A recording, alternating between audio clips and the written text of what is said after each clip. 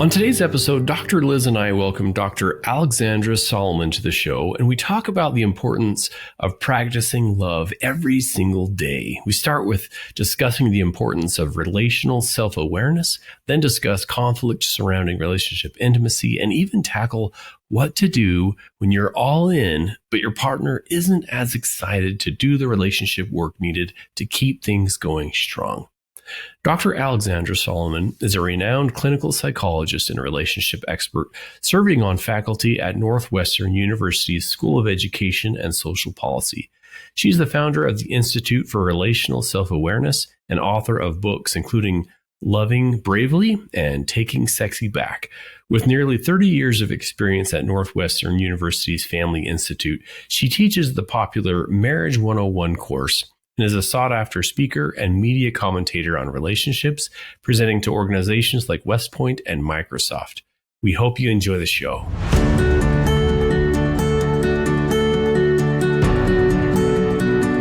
Hey friends, welcome to another episode of the Stronger Marriage Connection podcast. I'm Dr. Dave here at Utah State University alongside Dr. Liz Hale, our therapist, licensed clinical psychologist. We're bringing you the best we have in research and resources, along with a few tips and tools to help you create the marriage of your dreams. All right. So excited today. We know that the healthy marriage today requires daily investments of love and compassion and connection, right? The name of our podcast. Well, here to discuss tips for strengthening your marriage connection is Dr. Alexandra Solomon. Welcome to the show. Thank you so much for having me on. We're excited about this one because we're talking about love and connection, which is really the focus of our podcast. As a professor and licensed clinical psychologist, Dr. Solomon, you've written about this area of love and relationships for many years, and it's certainly a focus of your podcast, Reimagining Love. Tell us, why does love need to be a daily practice? Yeah, this was I think it's been the bread and butter of my work for many, many years, but it's certainly this idea of what are the daily practices really came into bold relief as I worked on my third book, which is called Love Every Day. And it's the kind of book that I have always appreciated in my life, which is that 365, where every day the author is giving you just a little something, to read and reflect on. And it was like I came up with a design for the book before I connected the dots around the ways in which this so parallels what it takes to have a healthy marriage. I think so often in our highly romanticized culture, we think that a healthy marriage is about the grand sweeping gestures, the rose petals on the bed or the love letter or that amazing trip or that, moment when you catch each other's eye and everything feels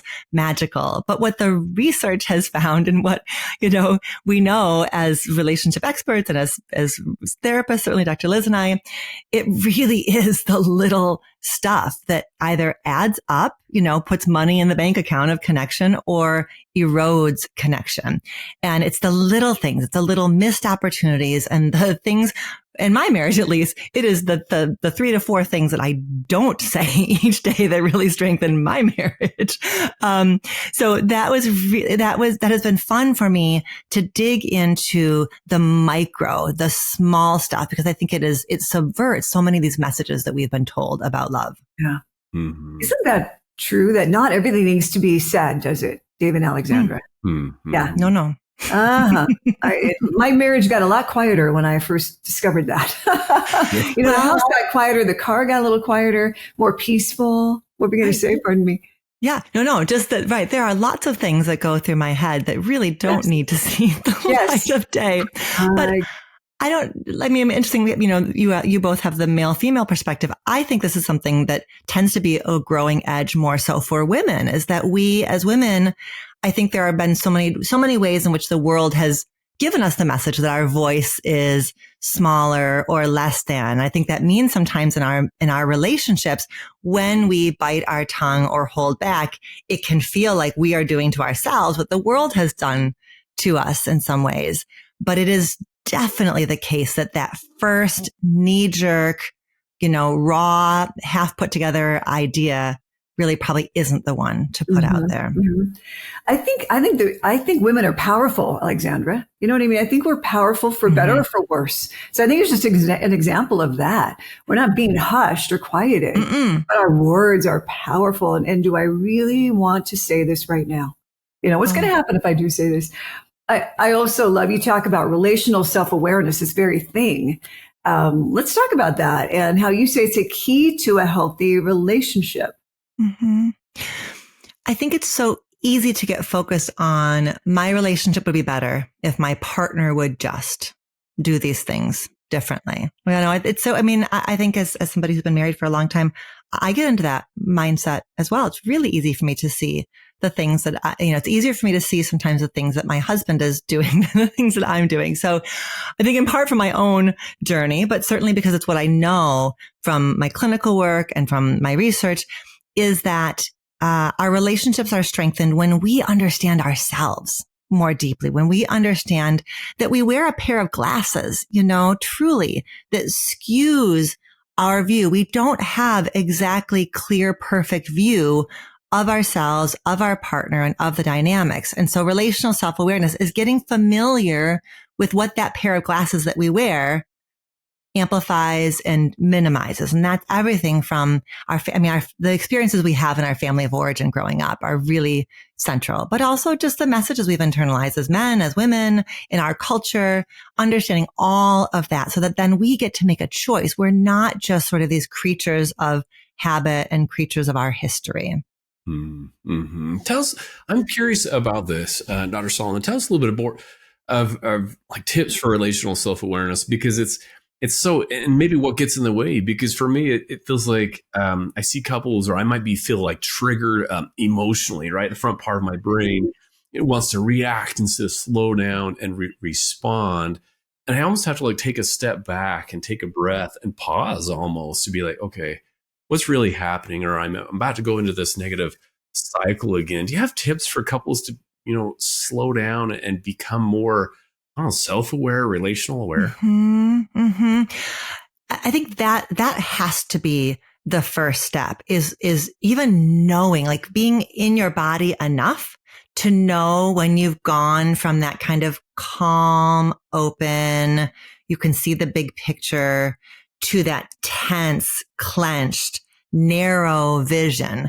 That's the first step. Nothing else can happen until we start to notice what those shifts feel like. For me, I feel it a lot in my chest, or I'll feel my throat constricting. But what are the cues that your body gives you that somehow you've sensed danger, you've sensed threat, you've sensed urgency? Because if we can't catch that moment, then to your point, Dr. Dave, we can't do the next thing, which is pause. So I think that would be the first thing, is just helping people. That's why, even though it's irritating that mindfulness is helpful, because it's really hard to sit still. It's really hard to quiet our minds.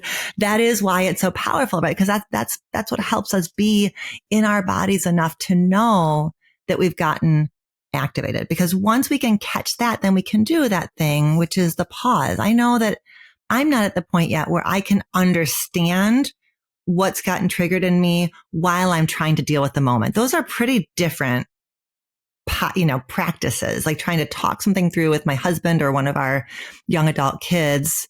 It's hard to do that while I still don't know yet what's got me so riled up about this thing. But what I do know is my reaction potentially is larger than this moment is calling for, but I need a moment to figure out why. What's the fear that's coming up in me?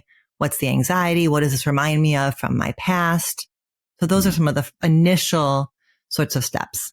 Yeah, I agree. I often say reactions can wreck relationships over consistently unless that pattern is changed. Let's talk about another big topic, and that is relationship intimacy. We know it's such an important aspect of marriage connection and can be one of the biggest areas of conflict for sure.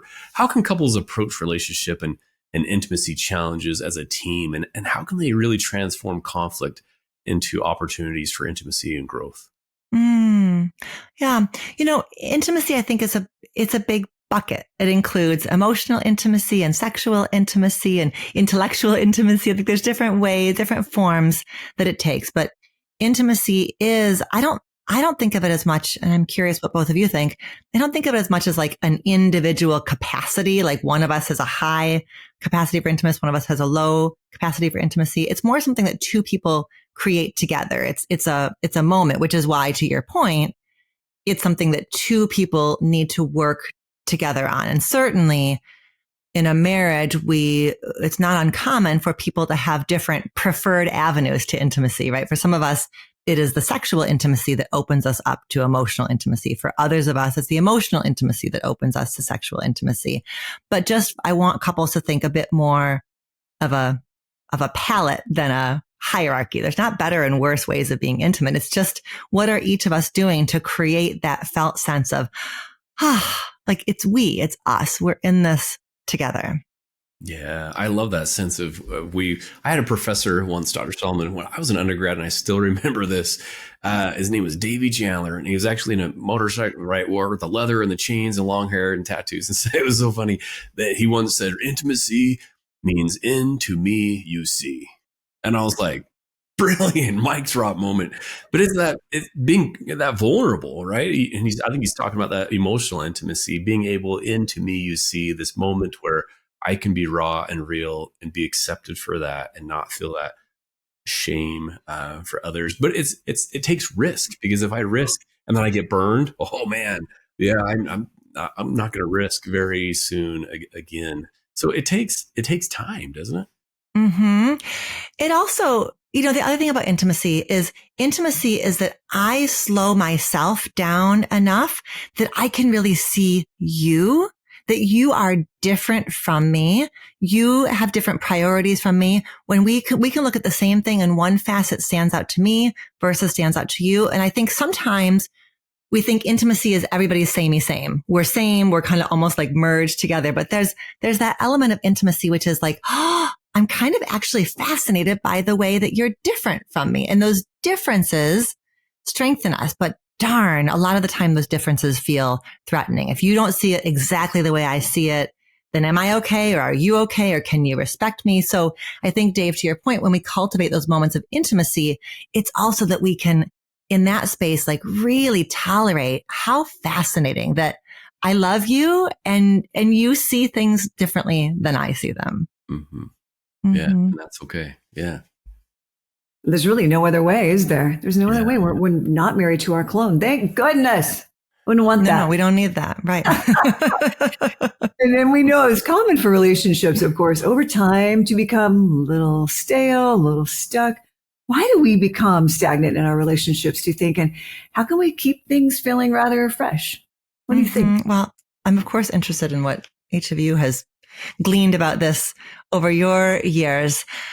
I think part of it is just domesticity, especially when we build a life and a home and a family with somebody. There's part of family life is routine, especially when I would say especially when couples raising children. But I think in some ways that is like home has this element of predictability and sort of schedule and ritual and sort of sameness over time, which is so stabilizing. It's part of what makes hopefully a home feel incredibly safe.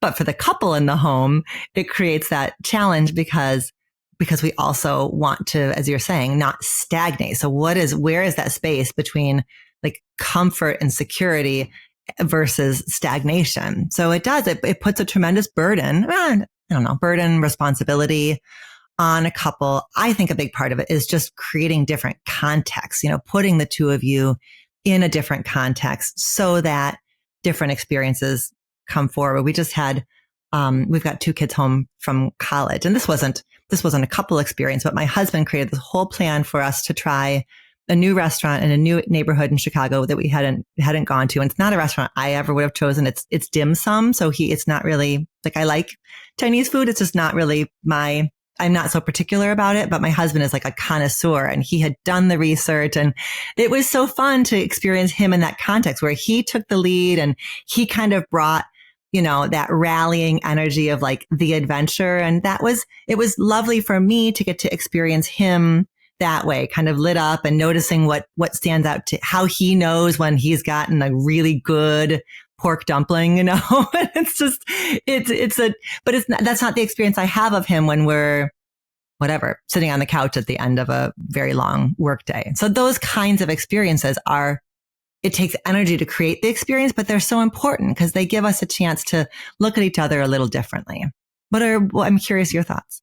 Yeah. Liz, I have some thoughts, but you go. Yeah. Any thoughts on this kind of stuff? I love the idea of change. I also really like this idea of talking to my couples a great deal about kind of embracing the sameness, embracing the stillness or monotony. Sometimes is the word that they'll use because it means that no one's dying, no one's in the hospital. And aren't we blessed? Isn't this great?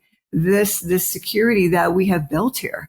And then adding in a little bit of fun and seeing each other in that different light. I think that's just so well done, but it kind of embracing the sameness.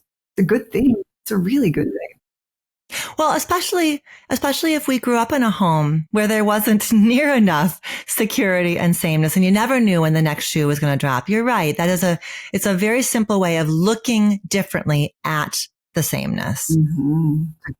It's a good thing. Making peace with that, I guess, first and foremost. Yeah.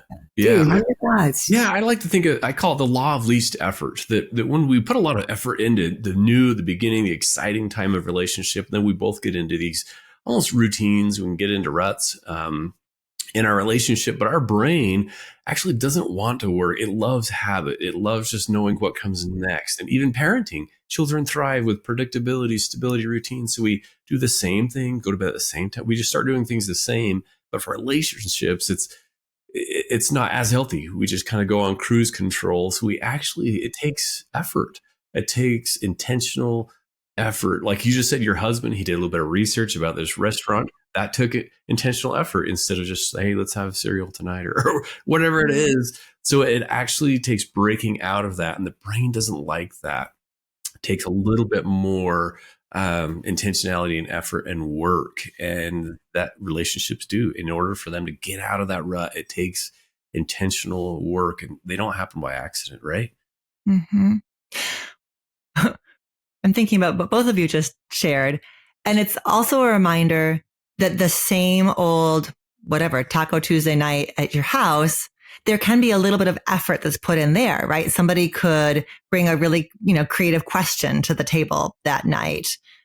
Or the little bit of effort might be, okay, let's figure out what new show we're going to watch together. So there are ways that, right, it's not either we're in predictability or we're making effort. There can be effort that's brought into that predictable, because effort feels like love. Effort feels like you thought of me.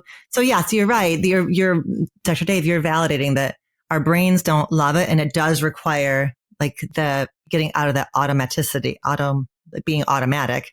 But it can be, right. We can find that like lowest lift that helps our partners feel like we thought of them and we brought something just a little different to the table. Mm-hmm. Getting on the table, literally, right? And doing a Mexican hat dance. I think Dave has done that before. Yeah, let's do it. Just spice things up a little bit. Sure. Yeah. Wow. Who doesn't need a dance party? Wrinkle to your relationship routines. Yeah, just adding a little effort. I like that, actually, Dr. Solomon.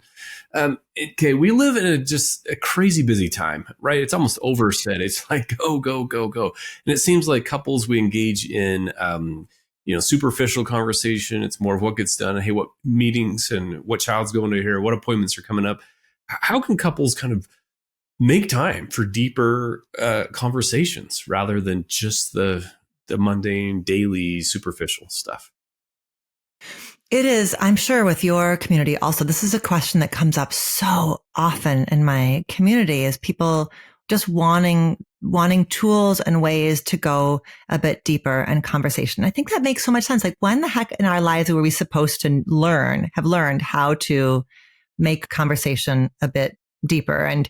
And you're right. The busyness also cuts against even just like having the brain width to think of an interesting question, which is why I think in some ways couples have it easier than ever before, because we are literally living in the era of information. There are so many podcasts, yours and mine, and there are books and tools, but I really suggest that couples like triangulate in a resource. The couples in my practice, I nearly always, I know this couple is on chapter 8 of the Desire book, and this couple is on chapter 3 of, Dr. Sue Johnson's book. So I've got my couples reading alongside doing therapy, because once a week, obviously couple therapy is essential. I believe in it deeply, but there needs to be something that is brought in a more consistent way. And I think watching something together, listening, it doesn't have to be together, right? It's like, let's each listen to this podcast at some point this week, and we'll talk about it on Sunday. You can open a note in your phone and drop your little aha moments or your questions or the things that didn't make sense to you. So I think those are often conversation starters. And given the fact that almost every couple, every couple needs to do ongoing relationship and sexuality education throughout their lives, because even if you had amazing sex ed or amazing relationship ed when you were young, whatever you learned has to be refined as you get older and as you enter different stages of your life. So I really do want couples to be learning together throughout their lives. And so bringing in a resource is, I think, a very easy and quite powerful way of doing that. Mm-hmm. Mm-hmm. You have your own books, which is so exciting, Alexandra. And then you bring in the work of others. Like you mentioned Dr. Sue Johnson, and there's a lot of question books, right? Question of the day. There are so many things. I love that you do that. And I love that you plant the seed that we can never stop learning. We can really never let our foot off the gas, right? Long after marriage therapy is over, it's you and me, and we still need to create balance and excitement and more security.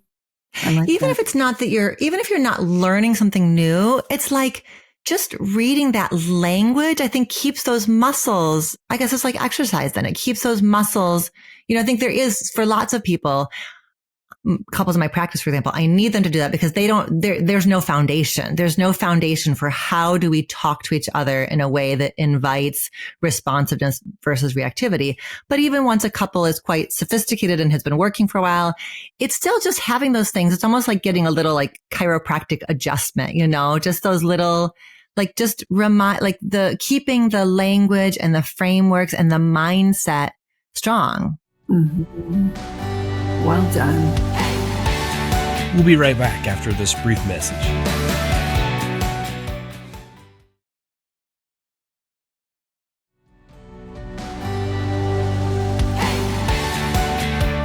And we're back. Well, let's dive right in. I think, Dave and I both believe many of our listeners have this desire to improve their relationships, and they're doing the work to get that done. What do you do, however, and we hear this complaint quite a bit, that when you're into the relationship work as a partner, but your spouse is not? Yeah. Boy, I don't know about you all, but this is a question that the one you just asked about taking conversations deeper, and then this one about the reluctant partner. Those are just two really big themes that come up a lot. And I think it's challenging. I think that we were talking before about the difficulty of differences, and this is a difference that is difficult when one person is deeply invested in, self-work or relationship work and the other isn't. The first thing I want people to discern is my partner just not as into it as I am? Or is my partner truly, truly cynical, cut off, rolls their eyes and is dismissive? I think that latter situation is much harder. And what I would be saying to that partner, what I want to whisper in their ear is, listen, my dear, you don't, believe in couple therapy. You don't believe in podcasts, whatever. But here's the deal. You are married to somebody who does. And if that person is on that journey, and if they stay on the journey and you don't go on the journey, the rift between the two of you is going to get bigger and bigger and bigger. And I think in my experience, it has been a rift that as it grows, it becomes harder and harder and harder for people to share intimacy. So what I would say to that partner who is deeply cynical and skeptical, what I would say is, let's help you figure out the littlest, tiniest bite. Can you say to your partner, listen, I'm never, ever, ever going to be at the level that you're at, but I don't have to be at that level. Can you give me I've got 30 minutes a week I can do. So can you please, select the most important thing, something like that, like figuring out the thing I would be very worried about a couple where they stay on those very separate paths. But I also, what I want to whisper in the ear of the person who's deeply into self-work is, listen, the thing I know, and I'm somebody who's been, I spent most of the time when I was a college student, there was this really cool self-helpy bookstore. And my gosh, I lived in that bookstore. I have been a voracious self-help reader. And, for many, since I was like a kid listening to Dr. Ruth, and with my Walkman, I've been into this stuff for my whole life. So the thing I know about us, us seekers, is that we can get a little hoity-toity and we can think that we've got the corner on the market here and we do everything right. And, no people who don't do this stuff, or what are they even doing? Are they even living? They're sleepwalking. Think that there's a risk there of becoming so in it that there's a kind of patronizing, or I know better than you. I think some of these terms sometimes at worst can get weaponized, and used kind of carelessly. So I want that seeker to hold on to that middle ground of my partner. My husband listens to one podcast and it is mine. He listens to, I appreciate that he listens, but he doesn't, this is not his world, but he is, and so he doesn't have to be the same as I am in this way. But when I bring something to us, he does turn towards it. And that's helpful. So what I would say to the seeker is, your partner does not need to be as steeped in this as you are in order for it to benefit the two of you. There can be some, and in fact, I think sometimes two seekers in a relationship can get so immersed in the picking apart. I'm like, stop talking about it. Just go do it. Just do the relationship, So those are some of my many thoughts on the matter. But I think it is a really important question for people to be thinking about. Yeah. Wow. I love that answer. Actually, I love that answer, that you don't need to be the same. And yeah, it's almost natural. Almost every couple I know, there's kind of more of a seeker and one that's like, that's great. You do you. But I think you're right that when it comes to the, oh my gosh, knock it off, all you do, that type of then there's some red flags. I think, let me ask you about this family of origin, because I think sometimes the way that we grow up, our personalities are definitely a part of this as well. But what we saw in the family dynamics and our parents and those relationships there, I think our family of origin, it influences us, no doubt. Of how we think and act in our relationship. Why is it important for people to kind of self-reflect, connect the dots, if you will, between their experiences growing up and their current relationship dynamics? Yeah. Well, the short answer is because the family of origin stuff is running the show, whether you're paying attention to it or not, right? So it's better to understand at least who these ghosts are in the room. There's ghosts in the room.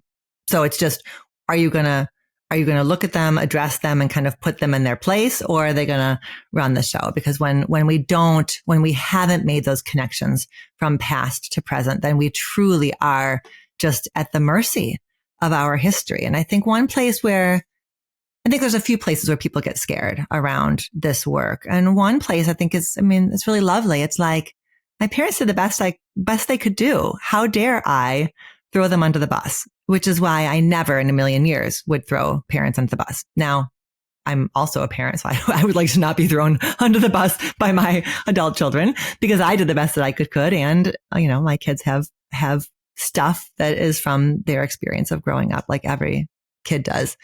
So it's not about throwing parents under the bus. It's not about offloading responsibility onto our parents. It is about acknowledging that that parents can, two things can be true. My parents did the best they could at the time they were doing it, to the degree of their healing, to the, expansiveness of their own awareness. And so that's true. And what's also true is I didn't get everything I needed when I was growing up. There were some roles I played that I didn't particularly want to play. There were some tender spots that I was left with, some kind of chronic emotional yearnings and longings and needs that weren't met.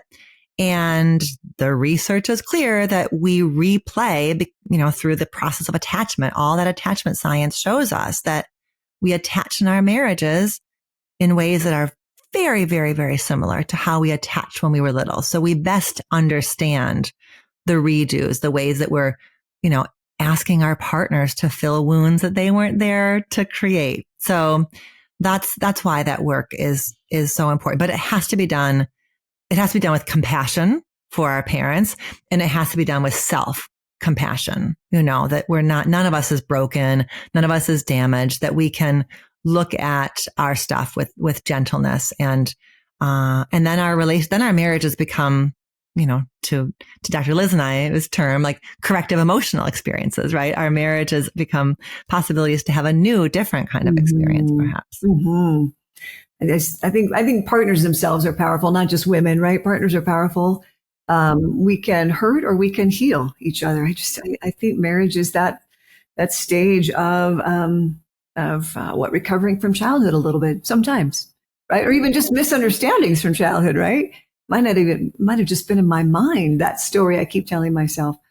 I'd love to ask you, Dr. Solomon, what is your favorite book? It sounds like you've written several. Have you written, three, more than three? Three. Mm-hmm.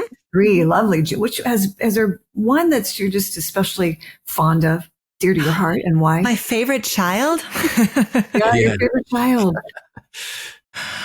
Loving Bravely will always have a very special place in my heart, because that was my first book, and I was, a new mom with that one. And that was just so I have a lot of respect for who I was and what I was trying to do with that book. But I think the newest one, this Love Every Day, I think it's just a really beautiful book. It feels good in your hands. It has a little navy, silky bookmark to keep your place. And I think it's just so user friendly. So that one, I think probably Love Every Day is if I had to say a favorite, I think that one it's just so pretty. It sounds beautiful. I can't wait to see it. Loving Bravely, Love Every Day. And then the second book? Second book is called Taking Sexy Back. And that was a fun and fierce book to write, because it's all about women and sexuality and who we've been told we should be and who we've been told we can't be. And I wrote it with a really powerful team of grad students. And we really, it was very powerful to look at culture and gender and sex and write a guide for women to really figure out, okay, who have I been told I need to be, and who do I need to be for myself? What are the ways of being in my body and being sexual that feel elevating and healing and most supportive for me? And in that book, we wrote a chapter at the end called, "This is the chapter for men who are partnered with women who are taking sexy back." So, because we wanted to have men be able to support women in this journey of healing and reclamation. That is a crucial conversation. That's our next conversation when we bring you back on, Dr. Solomon. 100%. I'm here for it. Great. Where can listeners find out more about you and these books and what you offer, please? The website's the easiest way. There's lots of stuff there. So it's dralexandrasolomon.com, and you can find links to my social media, which I'm quite active on social media. And then the weekly podcast is linked there, Reimagining Love. And we've got e-courses as well and blogs. So it's a nice place to get to know and then figure out what part of this world that we've built is going to serve you best. There's resources for people who are dating, people who are between relationships, kind of recovering from heartbreak, and then lots and lots of stuff for couples. Sweet.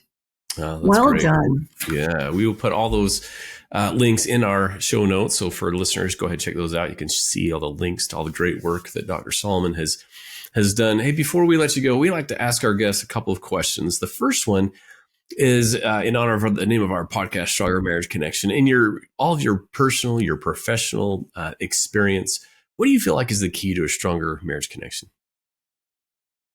Stay curious about your partner.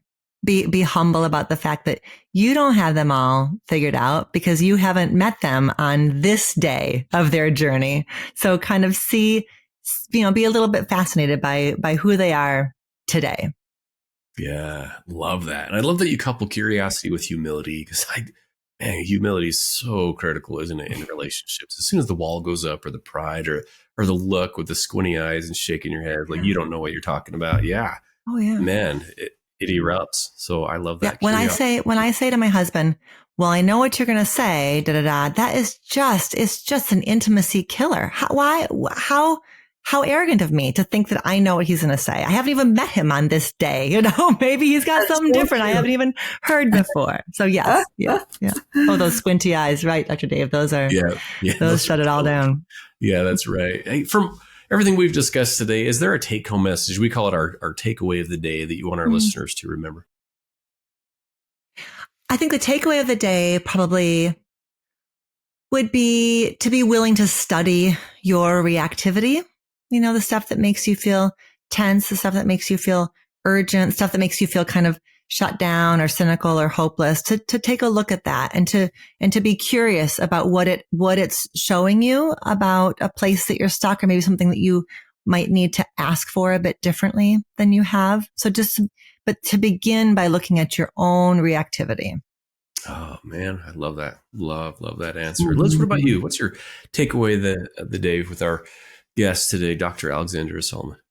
And you wonder where that reactivity is coming from, right? I have to admit, I spend probably a great majority of my time with couples on the here and now, the present and the future, and probably not nearly enough time on the past, the family of origin. But I love that you remind all us that we either put it in their place or it's going to run the show. So it's really crucial to ask some of those key questions about each other's childhood, and especially your own. Dave, what struck you the most today? Yeah, I love the idea that just that concept of consistency, of that compassion, that love. What are we going to do for us today? Making getting out of those ruts and relationships. They require just intentionality. They require a lot of work. They really do. But the best things in life really do require effort and intentionality, thinking ahead.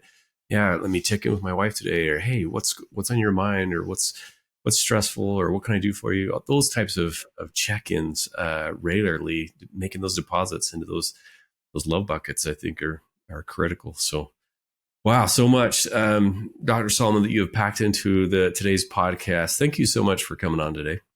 It was great. It was so nice to be with both of you. Likewise. I can't wait till our next conversation about bringing the sexy back, taking the sexy back. Let's do it. That's that idea. Yeah. Well, thanks again, Dr. Solomon. And thanks to our listeners. Thanks for tuning in today, and we'll see you next time. Thank you. And remember, friends, it's the small things that create a stronger marriage connection. Take good care now. Thanks for joining us today. Hey, do us a favor and take a second to subscribe to our podcast and the Utah Marriage Commission YouTube channel at Utah Marriage Commission, where you can watch this and every episode of the show. Be sure to smash the like button, leave a comment, and share this episode with a friend. You can also follow and interact with us on Instagram at Stronger Marriage Life and Facebook at Stronger Marriage. So be sure to share with us which topics you loved or which guests we should have on the show next. If you want even more resources to improve your marriage or relationship connection, visit strongermarriage.org, where you'll find free workshops, e-courses, in-depth webinars, relationship surveys, and more. Each episode of Stronger Marriage Connection is hosted and sponsored by the Utah Marriage Commission at Utah State University. And finally, a big thanks to our producer, Rex Polanis, and the team at Utah State University, and you, our audience. You make this show possible. The opinions, findings, conclusions, and recommendations expressed in this podcast do not necessarily reflect the views of the Utah Marriage Commission.